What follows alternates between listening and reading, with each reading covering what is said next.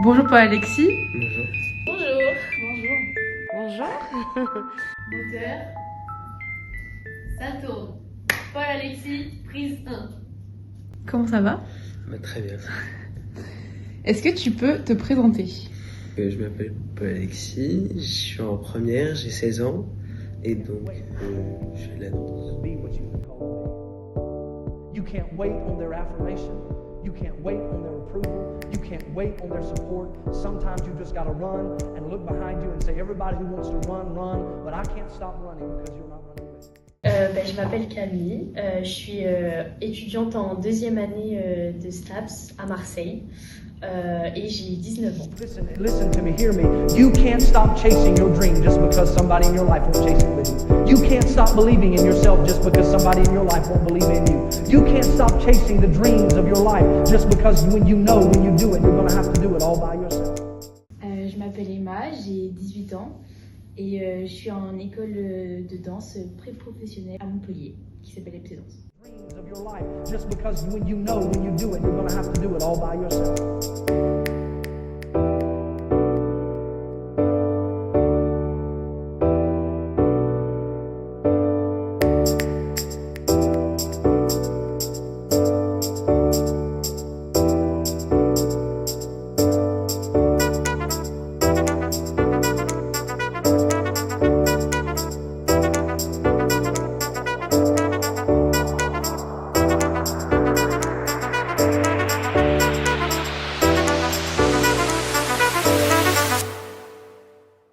Donc, je m'appelle Marion, j'ai 44 ans. Je suis danseuse professionnelle, danseuse de cabaret, dans une troupe de cabaret itinérante. Et je suis aussi professeure de danse. Be what you've been called to be. You can't wait on their affirmation. You can't wait on their approval. You can't wait on their support. Sometimes you just gotta run and look behind you and say, everybody who wants to run, run, but I can't stop running because you're not running with me. Est-ce que tu considères la danse comme un sport ou comme un art? Je dirais les deux, parce que d'un côté, le côté artistique, c'est comme ça que c'est, on va dire, la danse c'est comme ça qu'elle est considérée comme quelque chose d'artistique.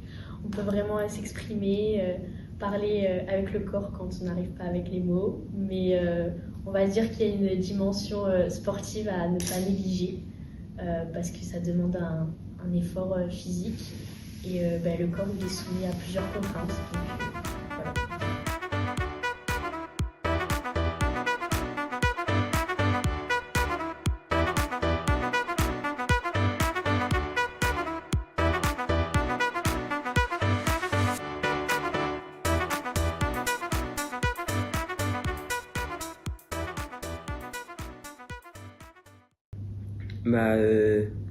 On peut considérer que c'est un sport parce que c'est quelque chose où on va se dépenser et où c'est vraiment il faut avoir une bonne condition physique et en même temps c'est un art parce que il y a toute une notion d'artistique dans la danse et c'est un art. Est-ce qu'il y a une personne qui t'inspire? Et pourquoi? Il n'y a pas forcément particulièrement de personnes qui m'inspirent et c'est plus une sorte d'ambiance, je dirais, actuelle, en fonction de ce qui se passe dans le monde de la danse, qui va m'inspirer. Parce que c'est la façon, je trouve, du moment où une sorte de vibe qui va faire ce qui m'inspire pour ma danse.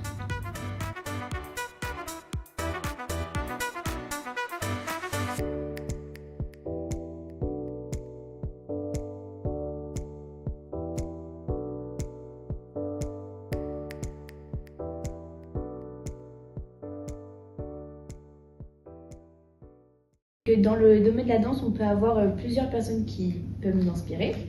Moi, c'est une des têtes importantes dans la danse jazz qui s'appelle Alvin Ailey. C'est un chorégraphe new-yorkais.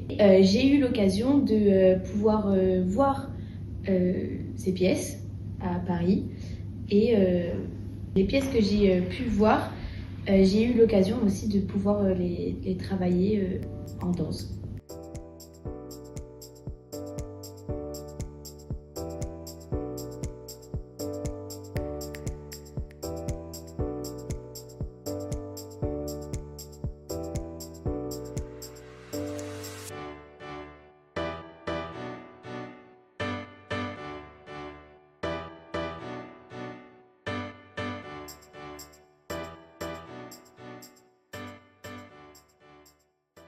Alors ça paraît un peu bateau, mais je dirais ma mère, parce que il faut savoir qu'elle est danseuse et prof de danse dans la vie de tous les jours.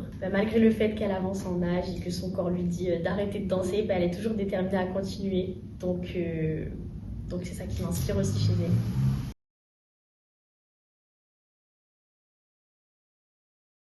Est-ce que tu veux regarder la petite vidéo Oui. de Camille? Oui, allez. Est-ce qu'il y a une personne qui t'inspire, malgré le fait qu'elle avance en âge et que son corps lui dit d'arrêter de danser, elle est toujours déterminée à continuer. Donc c'est ça qui m'inspire aussi chez elle. Oh. C'est trop beau. Est-ce que tu veux lui dire quelque chose en réponse à... Ben, ça me touche énormément. Elle a raison. Même si l'âge avance et que effectivement mon corps me fait comprendre que je suis plus sur la fin qu'au début, mais en fait c'est le feu quoi. Enfin, à un moment donné c'est viscéral. Enfin, en tout cas pour ma part, la danse c'est devenu. Alors au début voilà, je savais pas forcément pourquoi je dansais, et puis après petit à petit la flamme a commencé à prendre et donc en tout cas je suis très touchée par le témoignage de Camille. Est-ce que en tant que jeune danseur, tu as déjà été sujet à des moqueries? Oui, pendant plusieurs années, pendant mon collège. C'était pas forcément hyper facile pour moi parce que c'était plutôt une période où, comme je faisais de la danse, je restais beaucoup avec les filles avec qui je dansais. Et donc beaucoup de personnes m'ont dit que la danse c'était pas pour les garçons, etc. À la fin de mon année de 4e, je me suis dit que j'allais arrêter la danse. Je pense que ça a aussi un peu joué sur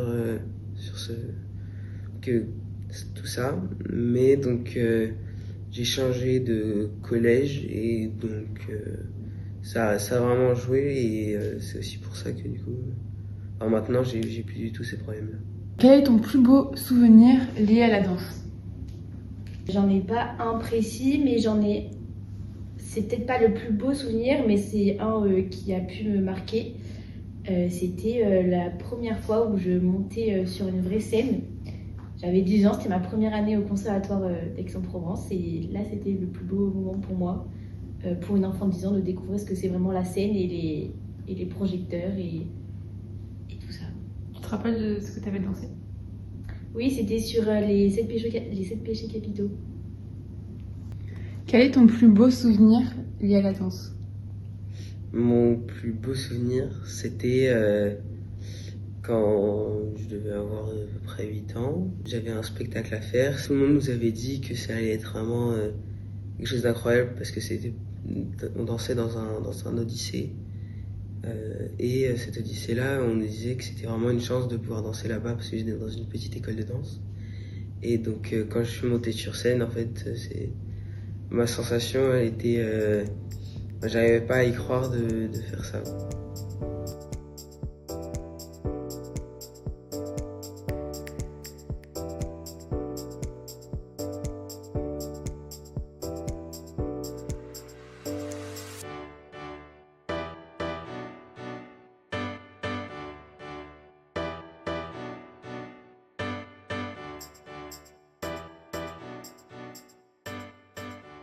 Est-ce que tu as déjà eu envie d'abandonner?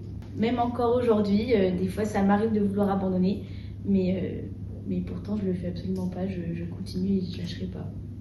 Oui, à 2 reprises. La première fois, c'était il y a 3 ans. Et parce que je voulais arrêter les classiques. J'ai découvert le jazz et du coup, j'ai décidé de continuer. Est-ce que tu donnes une importance aux échecs?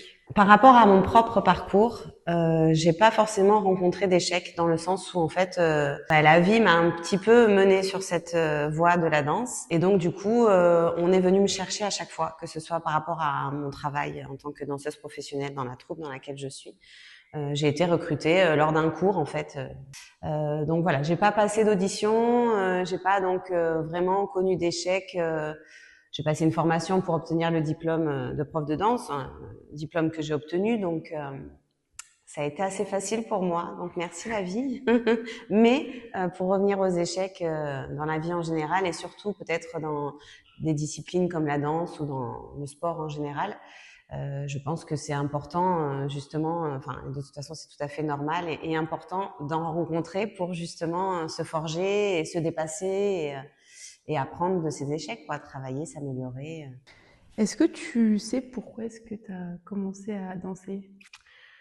Alors, je sais pas pourquoi j'ai commencé à danser, je sais pourquoi j'ai continué, et de plus en plus. Je devais avoir 6-7 ans, j'étais en primaire en tout cas, il y avait des activités organisées au moment de la garderie, professeur de gym qui donnait des cours de gym, et elle a dit à ma mère, vous devriez faire passer l'examen du conservatoire à Marion parce qu'elle a des aptitudes. Ce que ma mère a fait, donc elle m'a présenté, j'ai été prise. Donc j'ai commencé la danse classique au conservatoire d'Aix-en-Provence, un petit peu comme ça, on va dire par hasard. Et après, donc j'ai commencé par le classique et après j'ai changé de discipline parce que j'ai fait la rencontre justement d'une personne très importante dans ma vie. Quand tu danses, à quoi tu penses? Quand je danse, je pense à rien en particulier. Je laisse surtout mon corps faire le mouvement, mon corps prendre le dessus, les pensées partent. Mais non, je pense surtout à la chorégraphie, au prochain pas qu'il faut que je fasse. Mais quand on a la chorégraphie intégrée en nous, je vais pas penser à autre que ma danse. Je pense à plein de choses et en même temps, je pense juste à partager mon bonheur, mes émotions, ma joie d'être ici. J'ai que du plaisir. Est-ce que tu danses de la même manière selon tes émotions, si tu es triste, si tu es heureux?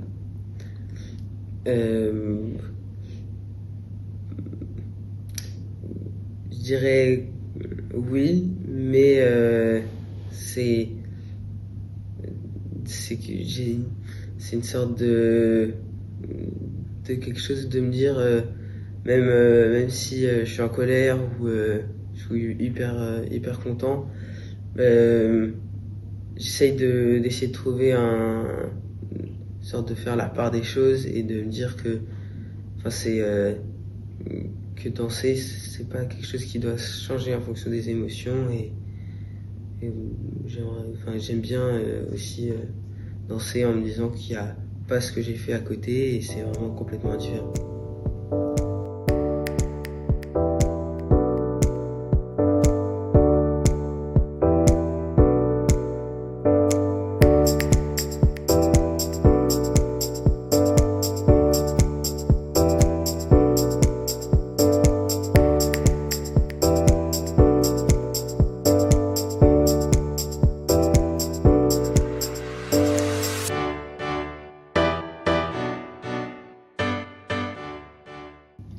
Et si la danse disparaissait de ta vie demain, qu'est-ce qui te manquerait le plus?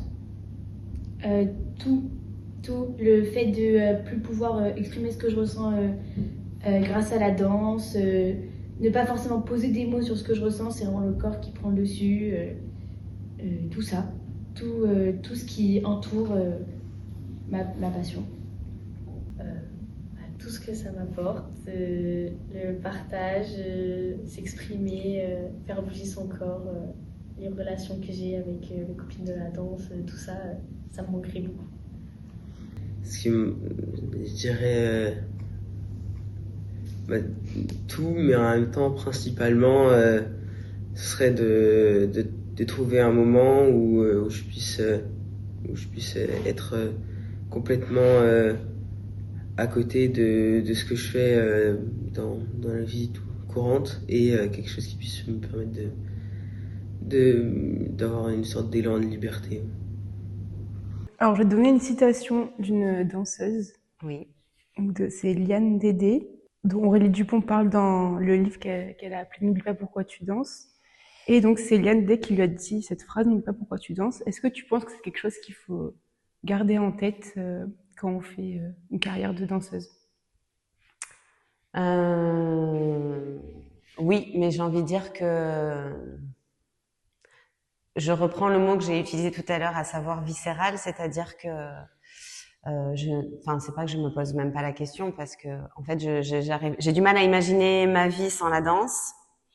Mais la danse, enfin, c'est très vaste en fait. Ça veut dire quoi? Danser, être sur scène, enseigner, parce qu'il y a ça aussi maintenant que je découvre depuis quelques années qui me remplit et qui me nourrit. Mais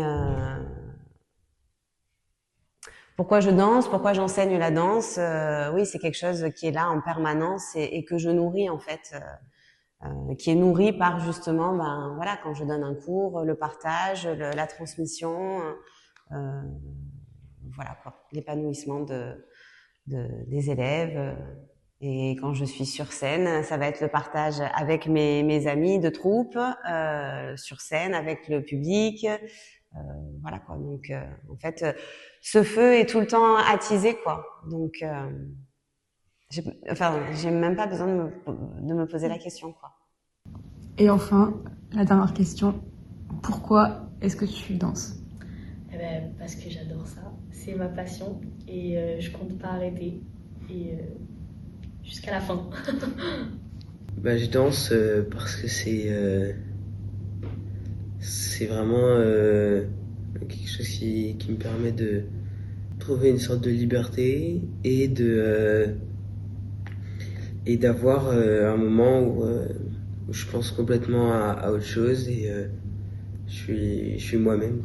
Ce qu'il y a de magique avec la danse aussi, alors surtout quand on est sur scène ou même quand on va prendre un cours, en fait c'est une sorte, j'ai envie de dire, de méditation en mouvement, dans le sens où c'est, de toute façon ça va avec même les autres disciplines ou d'autres sports.